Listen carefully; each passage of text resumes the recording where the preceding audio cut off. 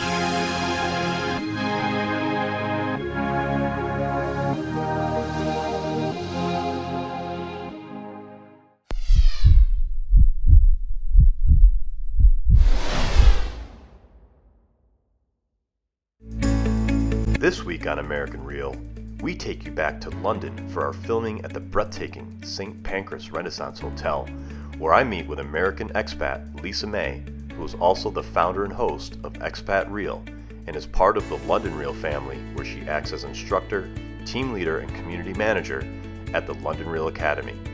Lisa and I both grew up in New York in the same era and therefore had much in common. Our conversation touches on her expat lifestyle, how Lisa teaches those who are interested in the same, as well as what ultimately gave her the courage to make this drastic lifestyle change that she so enjoys.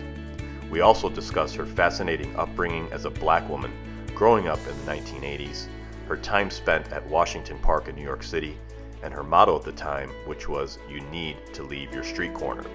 Today, in many ways, Lisa still lives by those same words as she talks about the importance to explore, travel, and need to get out of your comfort zone. Halfway through the episode, Lisa, for the first time ever, reveals the identity of her father and how her parents met in the late 1960s. Then, at the end of the filming, we leave you with an amazing discovery which you will not want to miss. Now, if you like this episode, please share it with your friends, connect with us on Instagram, Facebook, and Twitter, and don't forget to subscribe to the American Real YouTube channel to receive all the latest updates. I'd like to thank our partners and sponsors, including Happy Socks, turning an everyday essential into a colorful design item, and Alitura Naturals, the best all-natural skincare products available. Visit alituraNaturals.com to make a purchase, and be sure to use the coupon code AMERICAN at checkout for a very special 20% discount. And now, without further ado, I bring to you Miss Lisa May.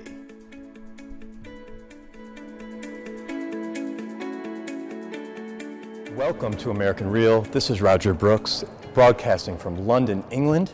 where today my very special guest is Lisa May, who travels the world researching the best places for those wishing to live abroad. She left the U.S. in 2014 as a virtual secretary working from the beaches of Belize. Her 14-country nomad experience upgraded her lifestyle in home, health, and social culture, which compelled her to create Expat Real. She's helped others find the courage to break away from hectic lifestyles and plan a new life abroad, which nourishes the mind, body, and spirit. Her new book, Lisa's Visas, a U.S. Guide to Traveling Abroad, is getting attention from many. Lisa May, welcome to American Real. Thank you for having me. What an awesome introduction. This is so awesome. Yeah. You are my first interview in London. I have 3. Wow. And I'm very proud. I know we chatted about this going back probably over a month ago when I saw how good you were at being an instructor within the class. Everyone within your group was excelling, and I said, who is this Lisa May? I need to meet her. Wow. So I appreciate you being here. Yeah. I mean, it's London is really fast. It's fast like New York. Yes. And it hits you in the face right away. So we've been rushing around, and I'm so glad to have a chance to get down and sit with you, because as you may have thought that I was really excelling, everyone in that class, you were actually really excelling in that class. So I was pretty proud of you and what you were doing over in other teams, and I was a little jealous of your team leader. Name will not be mentioned. Right. Well, thank you. I appreciate that. There's so much I want to cover. I know we're actually running out of time and daylight because we both are really busy and have busy schedules this weekend. But let's start out with the obvious. Tell us about your new lifestyle. What gave you the idea, and what gave you the personal strength to actually do this? It's a tough. The personal strength, I think, is a tough one, because you usually find your personal strength when you think you have nothing or no one. And so that's kind of where I was at. Mindset, family, friends, that kind of thing. I think you find that sometimes you might get caught in kind of a rut. You do have a life, you do have friends, you do have family, but there is no connection to them in some way.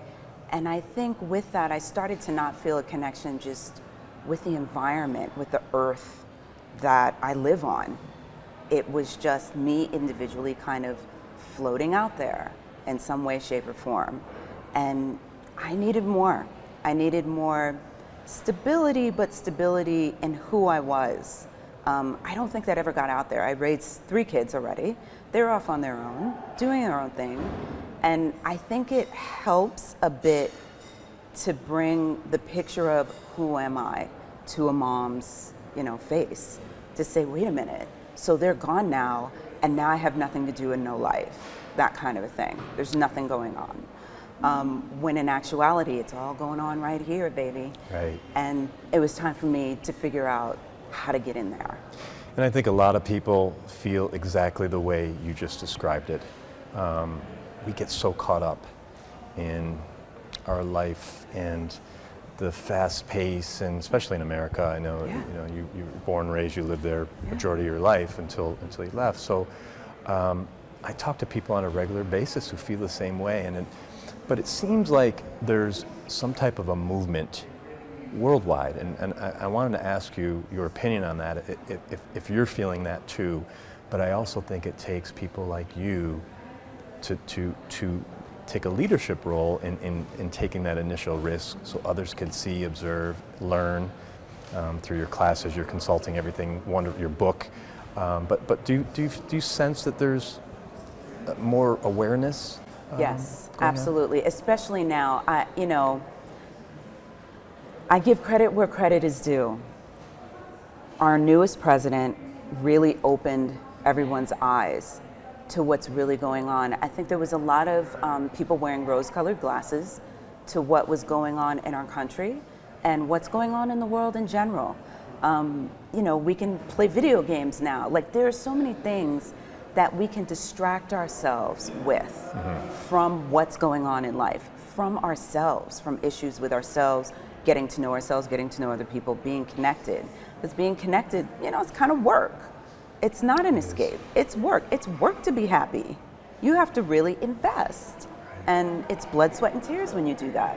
When you play a video game, it's just the video game and you have no responsibility. You can turn it on and off whenever you want. Right. So I think a lot of people were doing this escapism. They were really getting into escapism.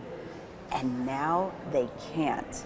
It is completely in your face. It's being tweeted all day, every day. Yes. Yes. From the White House, from the news, from Yes. the, and it's constantly in our face. And I think that's what really drove people to go, what do I want? Mm-hmm. What do I want in my life?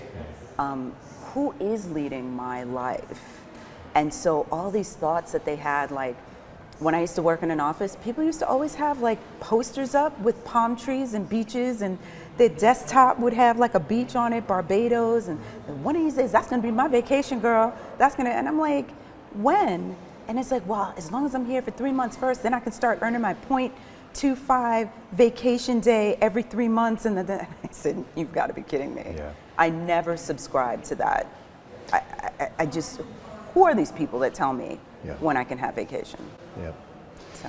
No, and again, I believe the majority of people are in that boat, right? And it takes the courage, the initiative that you've done, and I want to learn more about that and how you did that. So, but before we go there, can you just tell us a little bit about your upbringing in the U.S., where you grew up, Yeah. what it was like, and how you became the wonderful person you are? I don't know if I can answer the last question. I'm not sure. I'm still learning about that person. But I basically spent the majority of my time growing up within the New York metropolitan area. We moved around a lot, but it was like New Jersey. I graduated Montclair High School. I cut school almost every day. I went to the High School of Performing Arts in Montclair, New Jersey. So the way it was set up is that we basically went to school from like 7 o'clock in the morning to about 8 o'clock at night. So I would like go to my homeroom class, which is what counted as going to school. And then I would get on the bus to New York and go to Washington Square Park, watch the con artists and the performers. Wow. And then I went back to school in time for rehearsal, because if I missed rehearsal, I was fucking screwed. Like there was no way out of it. Right. But the other teachers were like, she didn't come. I don't know how that worked. Right. And this is just FYI for school systems and education around the world. That was the number 10 school in our country. Just FYI Yeah. about education Yeah. and how it's better in Europe and that sort of thing. And I studied off the street, really. And ironically, not in a bad way. Like 42nd Street was nothing like it is now. It was legitimately a hot spot to take runaways, to pick up runaways a few blocks away. They picked them up at the bus station that I used to come in at every day as a freshman or a sophomore in high school. And they would pimp them out. Oh, okay, that's what I was going to say. What did you mean by take them? I didn't know. They took them and they put them right on the street, on 42nd Street, like between Broadway, between the theaters, and Bryant Park. Those are places that people would know. And Bryant Park was like an entire drug area where like people were homeless and took drugs like all day. Washington Square Park was away from that. It was all jazz, it was all music, it was all arts. It was all creation. Everything was about creating your identity, but to present it. And so I started learning how to present all these identities. Robin Williams is always down there doing mime and stuff like that. And so somehow that was my only concern, to get to the village, which is where I was born to begin with. I used to live there. Okay. And so when we moved to Jersey, it was like we were moving farther and farther away from like my artistic upbringing. My mother was a trained ballerina, and my father is a world-renowned jazz musician. No kidding. I'm not. That's awesome. I don't usually mention that. Well, that's great. But I think this is where I came from, and there are times where you lose yourself. I lost that girl somewhere, and I don't even know if I'm trying to find her again. But I'm trying to find that versatility, that I don't care, that this education isn't doing it for me, but this is where it's happening. This is where it works. And to feel comfortable to do it, to just go ahead and do it and test it out on the people. I mean, literally, Washington Square Park was the podcasting of 1985. All comedians went out there to do their stuff. That's where all the American Eddie Izzards were. And they did quite well. They did quite well. That's so interesting, and you know, I think we graduated the same year, 1987. Yeah. And so we grew up the exact same time. It was a special time. I mean, when I look back and think about, you know, the school that I went to and the diversity in upstate New York. Yeah. And life was just simpler then, you know. And today, you know, my kids are 15 and 11. And there's different struggles, you know, there's different concerns, there's different worries.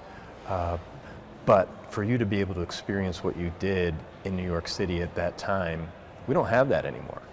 You know, you were very fortunate, I feel, to be able to experience all that. Would you agree? Yeah, I miss it all the time. Yeah. All the time. It was, and the idea that I was safe, like I was completely safe. I was somehow among my people. I'm not sure why. I mean, my father has played all those places. My uncle has played all those places, those jazz places. I didn't know the other jazz musicians. They did. But for some reason, I was right at home. And that was just that. And I just knew how to like run that park. I knew what bathrooms to go to in the city. I can still tell you now where to go to the bathroom. That's in great. all of New York City. Like, I can tell you where to go. You find the spots. And my mom told me stuff. She told me to be aware of some things and stuff. She didn't know I was cutting class, but things like she'd put me on the train to go meet my grandma at Gimbel's, and you would know what Gimbel's was, but Sure. a lot of people, if you watch Miracle on 34th Street, That's right. Mr. Macy, they talk about Mr. Macy and Mr. Gimbel as two department stores, and Right. Gimbel's had closed down, but my grandma used to work at Gimbel's with retired Rockettes who were all waitresses at just like the little cafe that you go to when you're done shopping or whatever. Really was a magical time. Yes. It really was. And there was also, like going into the 90s, there was this Black Renaissance with Spike Lee, a little bit prior to Spike Lee, but we had Spike Lee, we had Mike Tyson. Yeah. And like these black movie stars were on the rise. Will Smith. Will Smith. Yes. Will Smith. And all these guys hung around the village. Yeah. All of them. LL Cool J, all of them. What's her name? Queen Latifah. Like, because they were from Brooklyn or they were from the Sure. Bronx. I lived down the street from Spike Lee's sister, who lived we lived like the neighborhood just under Spike. Mm-hmm. But what Spike did is he didn't move. He just put money into the neighborhood and made it nicer, Wow. you know? Yeah, it's weird to see New York now, Yeah. because there is no distinction of anything that happens. And but everything is a hipster revolution now. Sure. Almost no matter where you go, and I don't, it's sad. Yeah. It's sad. Well, I just landed in London this morning, so I haven't had too much time to explore, but I did take about a 20-minute walk earlier, and wow, what a vibe it is here. Yes. I mean, I feel New York here, but I Yes. feel Europe, obviously, and it has this really great feel. Do you feel the same? I have a love-hate relationship with London for various reasons, but I will say this, there are all these romances we have about London, and so some of those romances have come true for me. Like the idea, every once in a while I stand next to a telephone booth, the English telephone booth, and I'm like, oh my God, I'm here. Right. Okay. Right. Pinch yourself. Pinch myself. Right. But actually today I was just in Greenwich at the Cutty Sark. I didn't know Cutty Sark was a boat. I thought it was just a drink. And I walked by and I was like, oh my God. That's where it comes. Yeah. And there is the old Naval College. I didn't even look it up yet. I'm assuming it's naval, but it's the music department. So it brought back a lot of memories. Wow. My father was in the military and he was in the band. And so he went to West Point and now he lectures at West Point. And so that's like a thing. And then for me, it just brings back memories of like, oh my God, school. Because I'm listening to the jazz band and I wasn't sure if it was like the jazz band. And then I realized, oh no, they're in school because I can hear everything. And then there was someone singing opera, and I used to sing opera. And so there was all of this. I started out in musicals. My best friends were in jazz bands. And then there's this opera, and it was all happening at once. I was going to go home and take a nap. And then, of course, the sun came out for an hour. I said, let me stay. So did you plan to go there today, or did you just stumble upon it? I just stumbled upon it. I was supposed to go home. So let me ask you. Ask me. Is that a coincidence that that happened today? Is that a coincidence? You know what? Do you believe in coincidence? I was going to say I don't believe in it. I don't either. I say that. I go, oh, what a coincidence. You know, every so often. I don't think I say it that often now. Because I make connections, and I go, there's a reason for this. You were meant to be there today. You were meant to hear that. You were meant to think of your dad, military, music, yourself, opera. Yeah. I mean, that's all. It brings us back to who we are. So there's so much to cover, so I just want to move on here if we can. And we'll do this again, hopefully, in the future. Yes. One more time. So, but tell us, how did this all begin? When was that aha moment for you to say, I am doing this. I'm going to do it? It was at a low point where I was looking for a new apartment, and I know I didn't want to have the same roommate that I had had. I was like, let's not renew this lease. I had some friends that were living in this place, but I mean, it was like 7 friends, and like, it was really a 2-bedroom townhouse, like small townhouse, but they turned this really big closet into a bedroom. It was like 300 square feet, 200 square, and back then 300 square feet was not considered a room. No, I think it was more like 100, 150. But now they're like studios now. Sure. It's insane. And then someone had turned the dining room into a bedroom. And then, so all everyone had for community space was this living room and this very tiny galley kitchen, which was the only way to get to the living room. And so they rented that couch to me. So it's like I had to tidy up or whatever during the day and kind of work, you know, maybe at the dining room table or something, so everyone else could use it as a living room. And then everyone else had to like go to bed at a certain time so I could go to bed. Wow. You know, it was like this whole thing. That was $600 a month. Wow. Wow. And that wasn't including, you know, basically $150 in commute. And I really, but like I only took the bus. I never took the train. You know, there was all of this. And it seemed like the more I budgeted, the harder it was, you know, and I was very determined to stay within my budget. And it was just like, this is ridiculous. This is ridiculous. I started working from home and getting more gigs as a secretary. But even that was not scalable for me, because for the amount of money that I needed to make, I needed to have something like 10 clients. I needed to be multitasking every 5 seconds. You know, I really had to be concentrating on maybe 3 or 4 people at once, which is funny because that's what I do now. Right. But my passion wasn't there. I mean, I'd only gotten into this work because it was work that was offered to me when I was like super young, when I was 18. I was 18, someone said to me, it was a racially pointed remark, but they thought they were being nice. And they were being nice and they were being helpful. But they gave me a look or whatever, and they said, you have a really nice look, you dress well. And I think that has to do with being in New York and really being in the scene. And then they said, you speak really well, where'd you learn how to speak?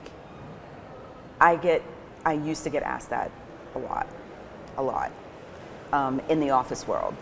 I don't know why, frankly, and I don't know why it matters.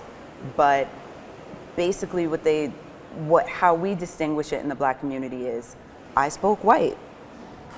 And even now, like this diction, I don't even know if I can get that voice back again, but I spoke that way all my life until I started traveling, and then my New York accent started coming out again. There's so much, I was like, this is relaxing. Right. I like this. Right. And so, you know, then I started getting jobs in the office, and I was the receptionist.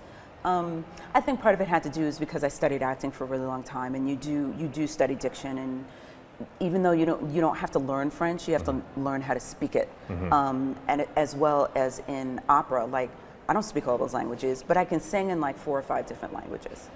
Wow. So I guess that's where it all came from. And I was able to get what I would consider fairly high paying jobs. But this is like as a kid, and because I'd never really gone to school, I never realized what my value could be. And so it never occurred to me. So as I got older, I was like, this is not sustainable. Like it started to kick in eventually. This is crazy. I'm doing all this work for these people for like not enough money to even sleep on this couch. Like this is dumb. And that's when actually that's not true. I had one membership, like my one splurge. I didn't have a car. I needed one badly, but I didn't get a car. I got a gym membership that was about $135 a month. Wow. Wow. Here's why. I didn't use the gym as often as I should have. However, it was a great gym. It was a great place because it had partially a spa of like sauna, jacuzzi, and all this kind of stuff, and it was a place to rest. I worked something like 3 or 4 jobs, and so I never had enough time to go home in between. But there were these gyms all over the city, and I could stop at the gym for an hour and maybe nap or something like that. And when the weather was nice, there was a rooftop pool. So that was worth it for you to spend that money. The rooftop pool was created like a tropical garden. There were lounge beds all over, around the pool. I mean, now it's not a surprise because that's the way they do everything. But then it was very new. Scantily clad men used to serve me on a regular basis, where some of my other money went. And then I realized I could work from there. It was free Wi-Fi. I didn't have to deal with the roommates. And then the last day of the season hit, and I realized I wasn't going to be able to go to the pool for like 4 or 5 months. I said, I don't think I can do it. And I had an anxiety attack. And I had a girlfriend I'd spoken to a few years ago who had moved to Belize. And I thought, where is she? I contacted her, asked her some questions, asked her how, because I know she doesn't have any money. And I was like, how are you making money and this and this? And she wasn't doing a lot. She was really living on very little. But she still upgraded her lifestyle with the little bit that she had. And she had kids. And then after about, 2 years, she started getting into the teaching game. And now she teaches. That's her life. She teaches at a school in Honduras now, and is going to start creating classes on her own because she's realizing it's not scalable for me to be somewhere. I see. It's not scalable to actually always be on hand. This is crazy. And it's not hard to travel. It depends on what you want. Like if you're settled, if you get somewhere and you're settled, that's fine. But if you're running around, you got to take your work with you. Yeah. It just is what it is. So that's basically the aha moment was, I can't deal with this anymore. I need palm trees all the time. I need scantily clad men to serve me all the time. And then you went to Belize. I went to Belize. It took me a couple more months because I really was clueless. I would say that was October. I left January 2nd. Not bad. Not bad at all. Not bad at all. And you're talking to someone that had bills just coming out of the woodwork, and you made it happen. I made it happen. Yes. Well, that's awesome. I mean, that's a great story. It's inspiring. You touched on something earlier, and it just made me think of something. What was it like growing up as a black woman in New York? And then just in general, because people don't really talk about race that much. It's hard. It's a hard subject. It is a hard subject, but I think when two people could sit and talk honestly and openly, and hopefully some good will come out of that conversation. I just would love to, if you're willing, to share like some of the struggles of it. Look, the U.S. is good in many ways, but we're still. It's weird. Especially this past couple of years have been rough. I just don't understand it. I left at the right time, that's for sure. Because it was like right before all of this buildup and it started to hit.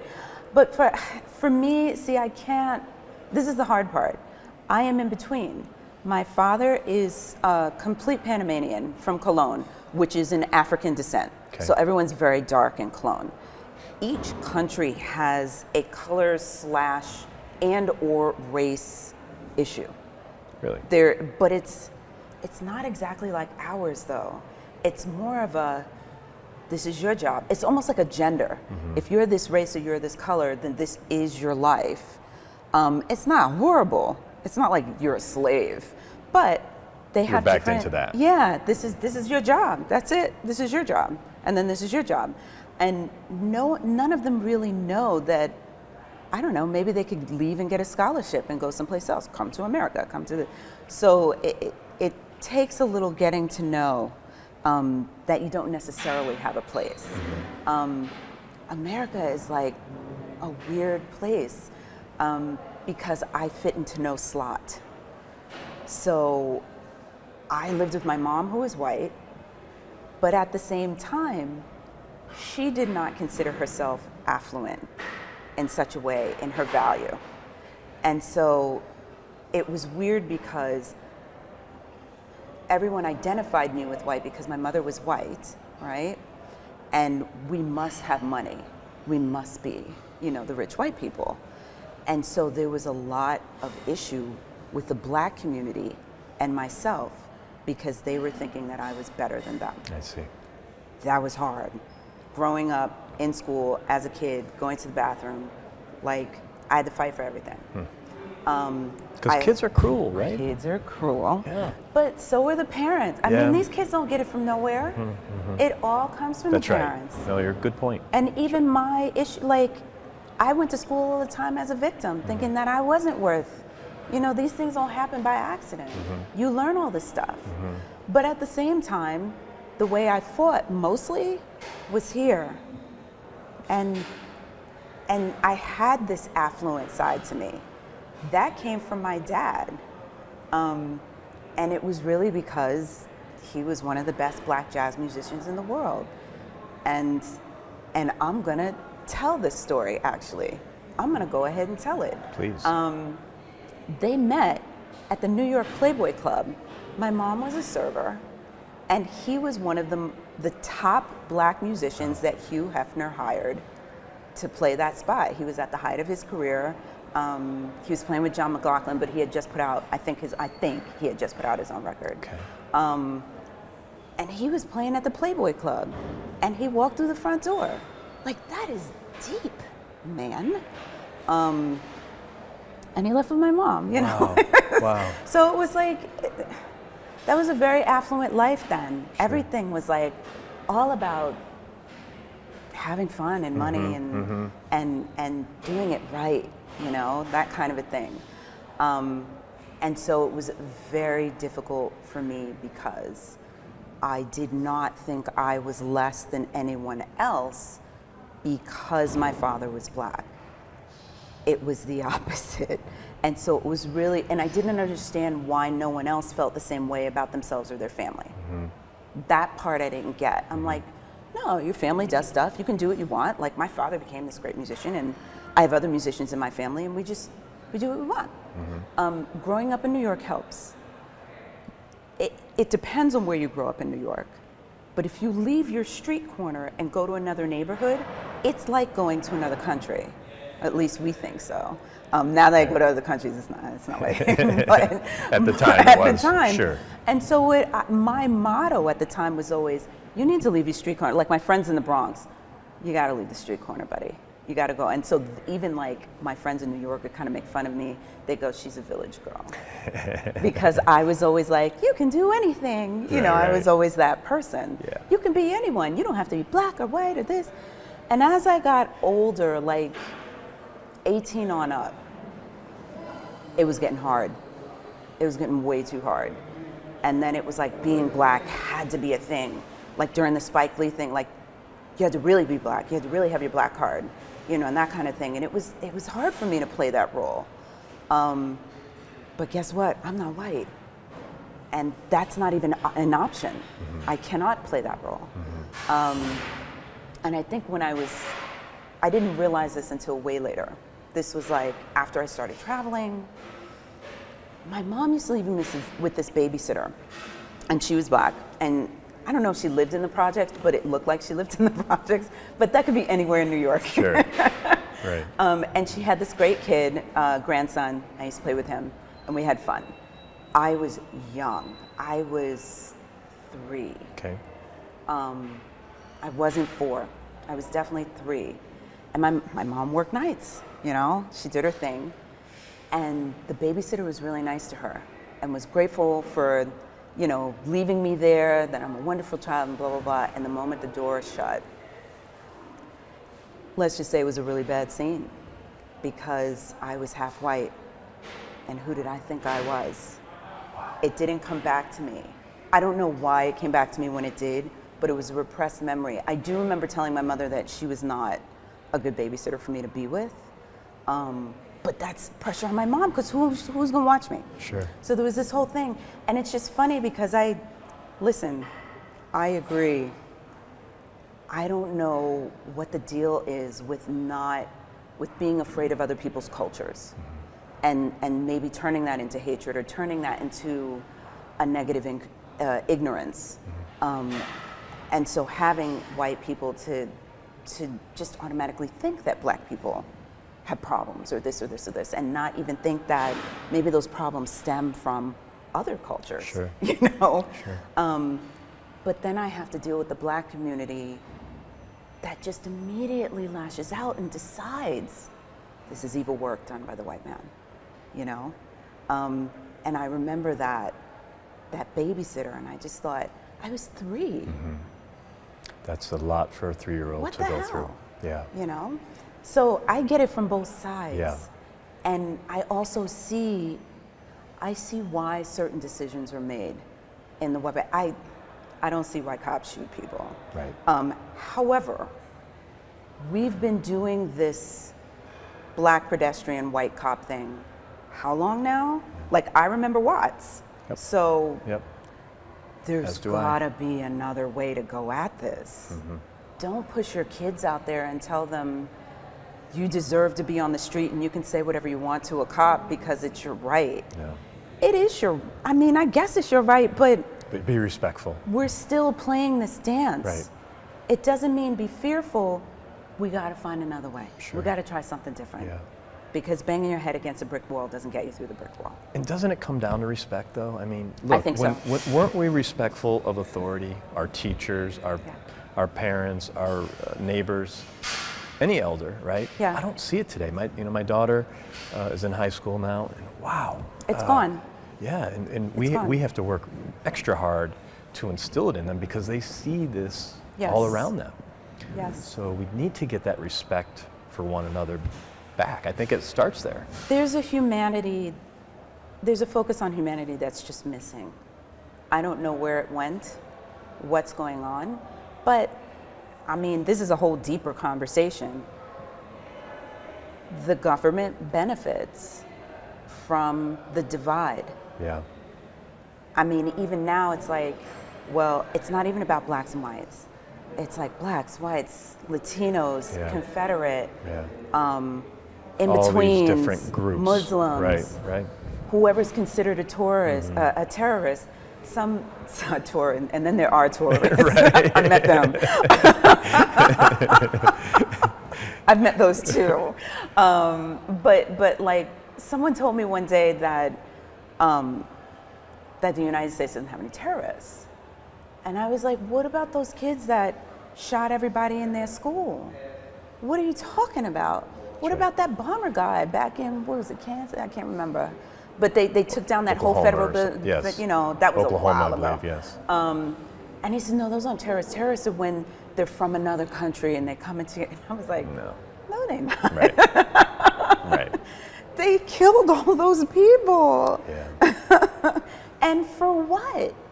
You know, and so there's a lot of reasoning things away and pointing fingers and this and this, but really, this is where the finger goes, right here. Who am I? What am I doing? What's my purpose in life? And to achieve those concepts, you gotta connect.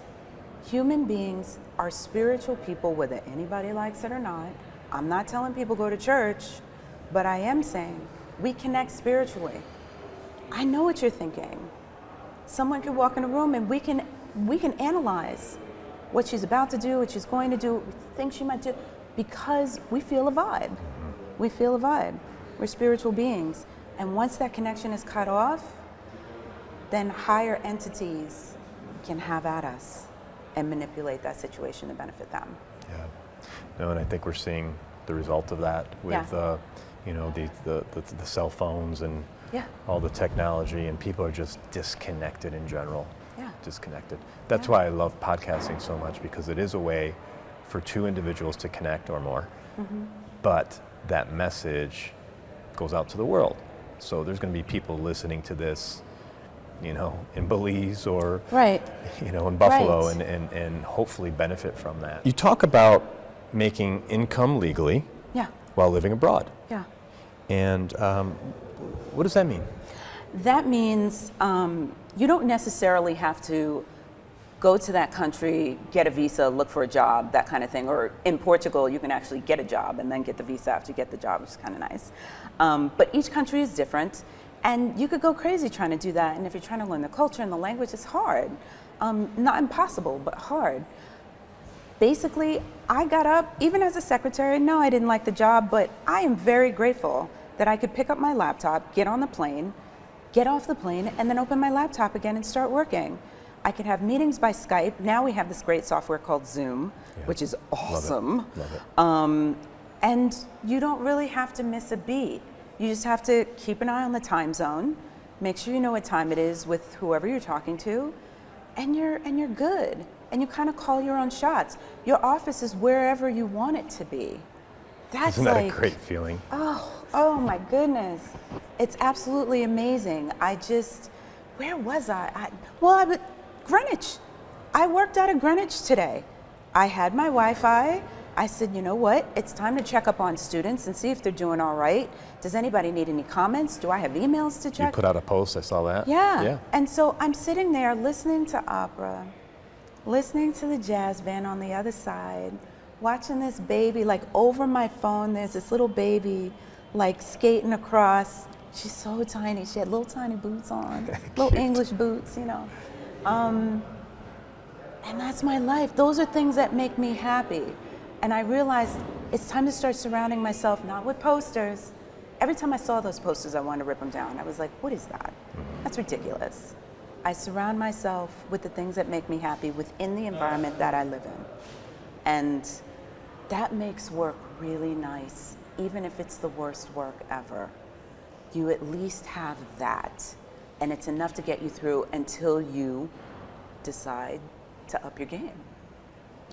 And you are living proof that you could do this, right? I mean, you I don't know if you set out to do a podcast. How did that all come to be? When I started traveling, actually, I only decided to travel for the winter. Okay. And I was going to come back and just start fresh, find a new apartment, that kind of thing, get on Craigslist from Belize and do it from there.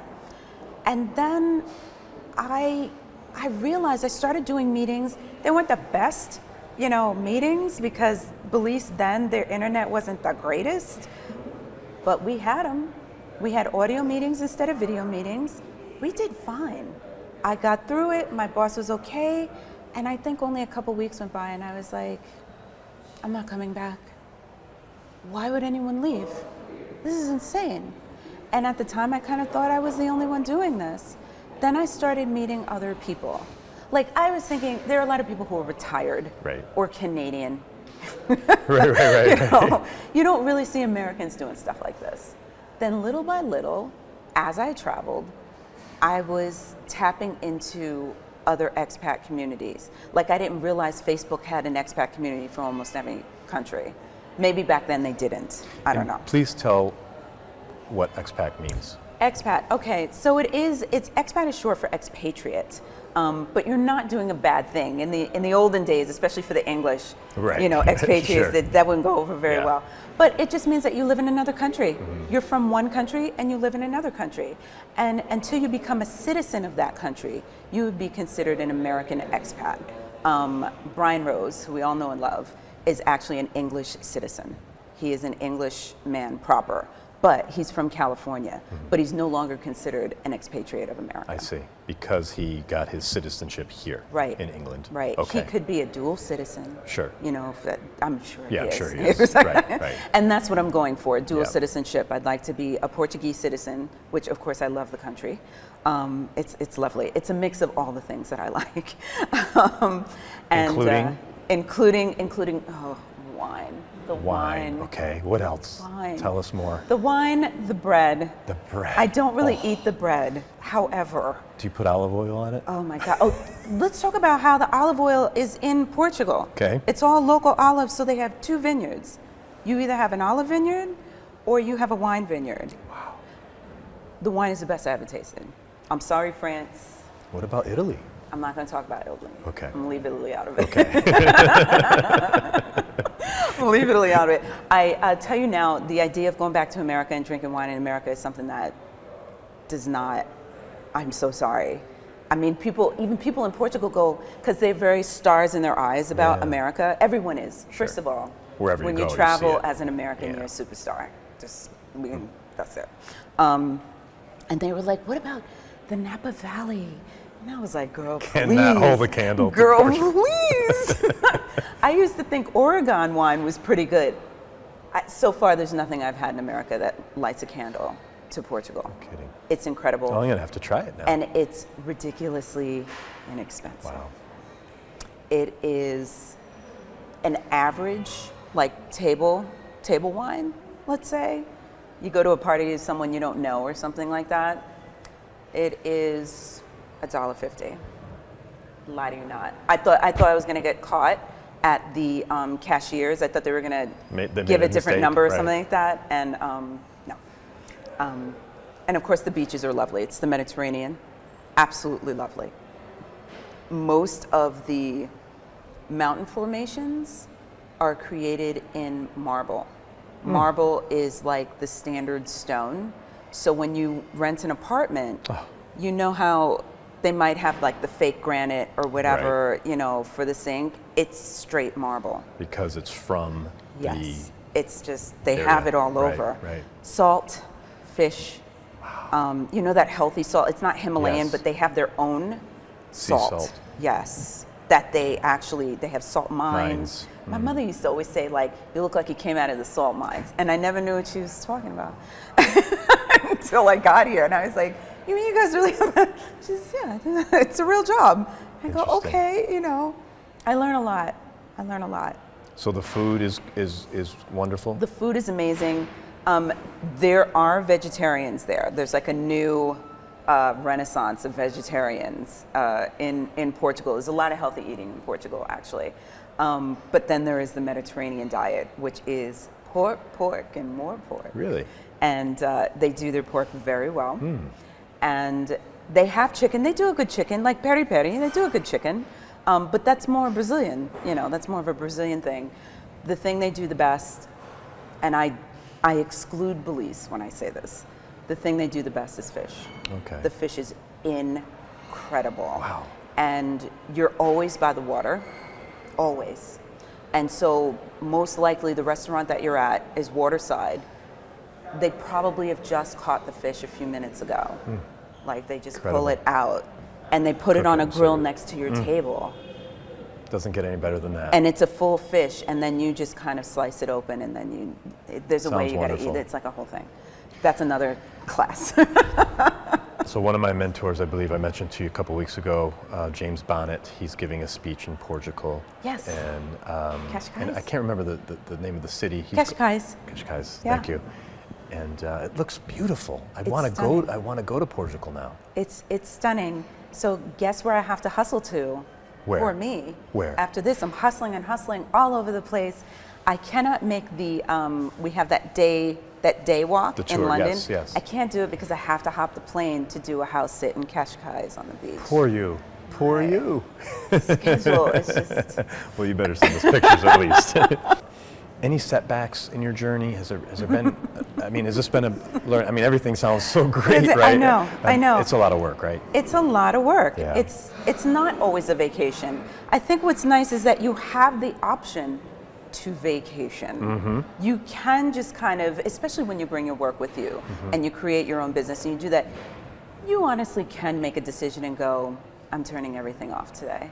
I'm leaving everything here today and I'm going to Cascais or I'm going to Algarve, or being in Europe, or I'm flying to Paris today, you know, because the plane fares are so cheap. Right. They're like a cab ride. So yes, there are those options, but then you're on a learning curve. You walked into somebody else's country. You're following someone else's rules that are not, it's not that they're not written out, but you don't know what they are yet. You don't know where they're at. And so in some countries you tread lightly, in some countries you just wait. There's a lot of waiting. Right. There's a lot of, like, when you have a set list of errands to do, you know, you'll get that much done today. You better plan for it. You know, right? and then, you know, it might take a week, but then you learn. You learn. Learning is hard. Learning is hard. And, you know, border stuff is touchy. And it depends on what area of the world you are from. Any of the Americas, besides the United States of America, fairly easy borders. The US border is hard. And the US border is hard for me, specifically because I am Black and because I am Latino. It just depends on which airport. So I have to literally factor in which race are they going to go after. No kidding. When I get to the airport. What do I think they're going to ask me? That kind of thing. Like if I come into through Miami or through Florida in general, I'm seen as a carrier mule, immediate.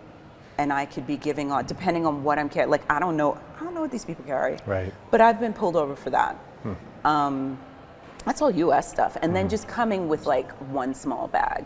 If I just have a backpack, I get stopped and asked, where's your luggage? Oh, this is my luggage. I don't need stuff. And that's hard for Americans to understand. What do you mean you don't need stuff? Right. What does that mean? Because that's all we do live is in buy abundance, stuff. right.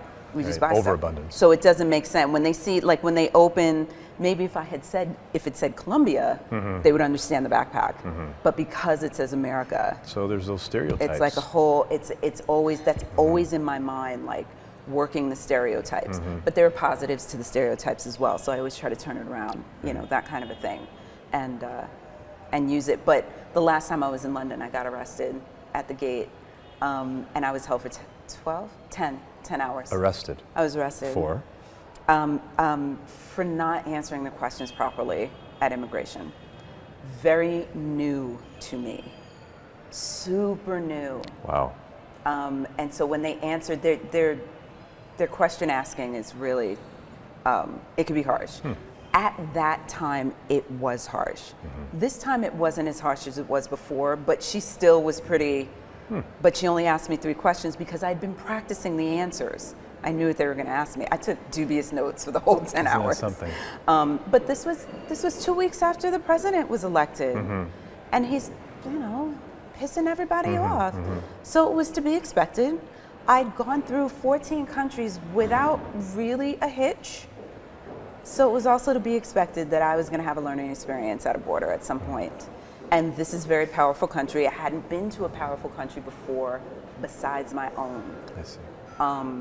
I do think Americans carry a heavy ego that they're just born with and don't realize what that means. Or appreciate. Yeah. Appreciate what we have. Appreciate what we Yes. have. And so there is this concept with American travelers, and maybe Canadians have more experience at traveling than we do. That's the big thing. Everyone has more experience at traveling than we do. Yeah. And so we just think we can go everywhere. We almost think we own everything. Like I've gone and thought, I thought that was like hours, or Right. just the idea that you have to have a passport. Like that wasn't always a thing. Like what happened to that, you know? So, but now everything is like severely locked down, and for good reason. I totally understand. It all makes sense. But it was a crazy learning experience. It was, the entire trip in London was so hard. It was unbelievably hard because I treated it like it was going to be another third world country where I'd just figure it out. I haven't been back to New York, I don't know how long. So I'd lost all those Sure, skills, you know what I sure. mean? I'd lost it. I was able to pick up on the subway, that was okay. But I was sick right away, like right after they let me out. I immediately caught the flu. No kidding. But you're talking to somebody that's in like 100 to 105 degree weather, Caribbean breezes for 4 years, you Right. know, it was like, Yeah. So, would love to know quickly Yeah. how you were introduced to Brian Rose and London Real, and if you can in just like a minute, because you have like 3 minutes before I your had call. 3 minutes before my call. Brian Rose, when I first started traveling, I did Belize, then I went home, packed up all my stuff and was like, psh, done, sold, whatever. I go back and I start interviewing people, but I'm not podcasting. I'm just meeting with other expats For yourself? for myself, because I was like, why did you leave America? Because everyone's wondering why I left. And I was like, life sucks there. And life sucks for you too. And I don't know what this conversation is about, but I'm leaving. Stay if you want. It was always that kind of thing. But in the back of my mind, I was like, why am I leaving?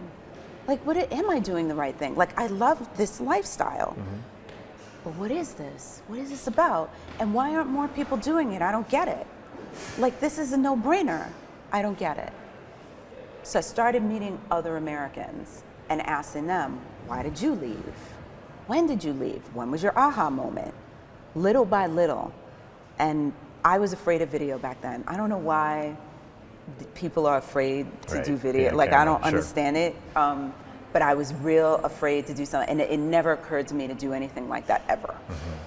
I got out 9-month house sit in Mexico.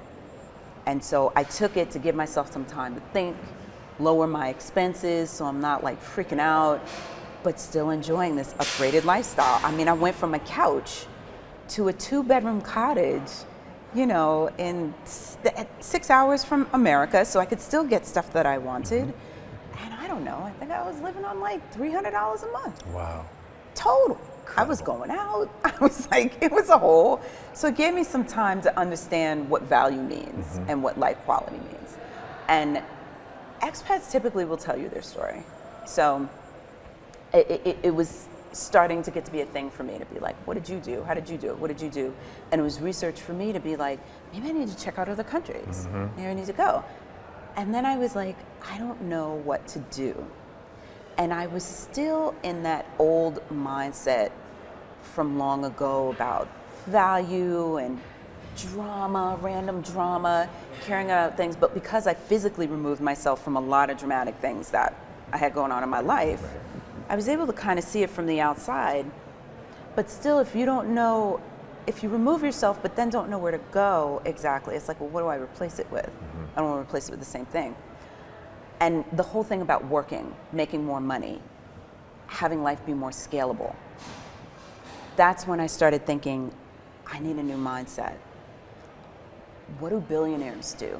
What do they think about every day? Like, there are people who didn't have money and then became billionaires. How does that happen? They've changed their mindset somehow. I followed a lot of links and found, actually, I did not find him right away.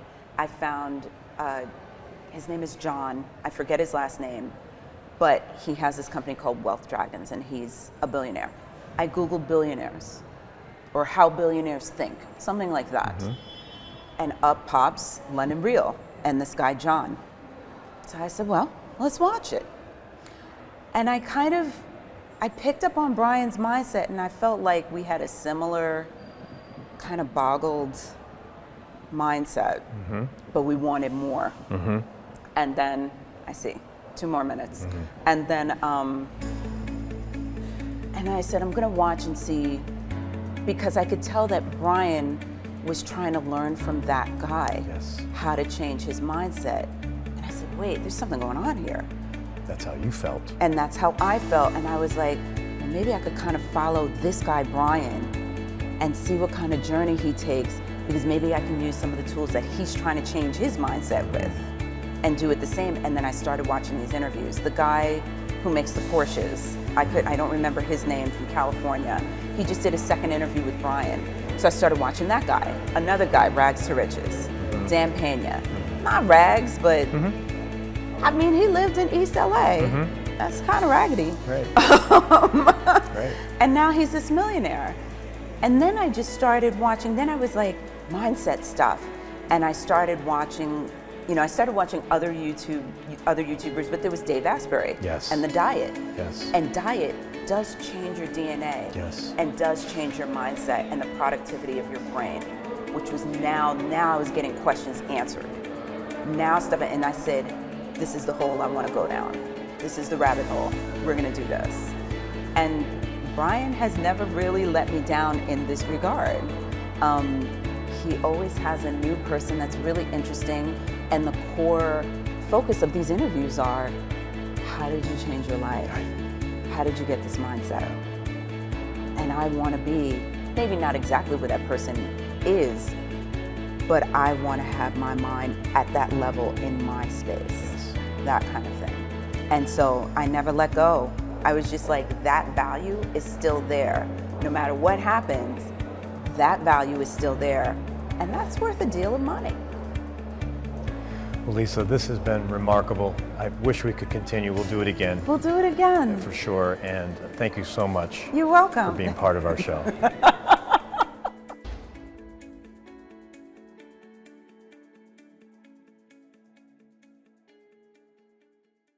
What? Your dad wrote the song or created it? Song. I can't believe it. That's not a coincidence. That's in when did the record come out? I think the record's called Warning. I think it's that one. I think it's that one. Wow. 1987. Yes. He's doing it slow. Lisa, that's crazy. Yeah. Oh my God. He's doing it so slow.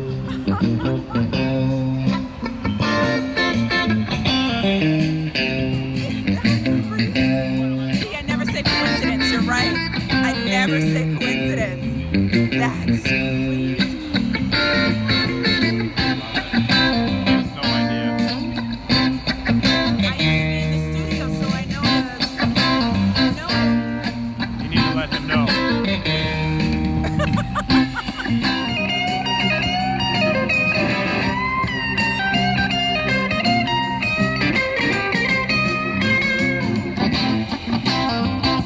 That's so funny. The song that you're just playing now, CC Strut. what's it called? CC Strut. Who wrote it? It's a band called The Meters It's not called The Meters. from the 70s. Yeah, it is. Is that it? I think so. CC Strut with 2 S. With 2 S. That's really awesome. And then I was like, oh my God. Sorry for playing it that Don't, loud. no. It's slower and it's a nice arrangement, and I like when I travel and hear our music done in these like lovely different arrangements that are creative and awesome. It was phenomenal, and I think he'll be very impressed. Thanks. You're very welcome. Where are you from? States. New York City, yeah. You from around here? I know I'm from Argentina. From Argentina? That's why. No, seriously. Brazilians, Argentines, Chileans, and the Portuguese. They take these American songs and especially the really soulful ones, and boy do they rearrange them in such a romantic way that it just impresses me every time. So when I heard it, I was like, oh my God, he's doing this like Portuguese spin. But you're from Argentina, that's Yes. awesome.